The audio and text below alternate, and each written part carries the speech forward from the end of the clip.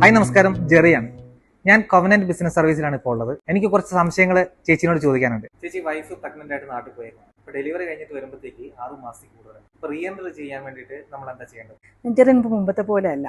നമുക്കിപ്പം ജെന്യൂൻ ആയിട്ടുള്ള എന്തെങ്കിലും റീസൺ ഉണ്ടെങ്കിൽ, ദാറ്റ് മീൻസ് വ്യക്തിപരമായിട്ടോ അല്ലെങ്കിൽ ബിസിനസ് പരമായിട്ടുള്ള എന്തെങ്കിലും ഒരു കാര്യത്തിന് നമ്മൾ നാട്ടിൽ നിൽക്കുന്നുണ്ടെങ്കിൽ നമുക്ക് റീ എൻട്രി പോസിബിൾ ആണ്.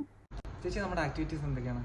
നമ്മുടെ മെയിൻ ഇവിടുത്തെ ആക്ടിവിറ്റീസ് എന്ന് പറഞ്ഞാൽ നമ്മുടെ കമ്പനി ഫോർമേഷൻ, അതായത് ബിസിനസ് സെറ്റപ്പ്, എല്ലാ എമിഗ്രേഷൻ വർക്ക്സും, വിസയുടെ എല്ലാ വർക്ക്സും നമ്മളിവിടെ ചെയ്യുന്നുണ്ട്.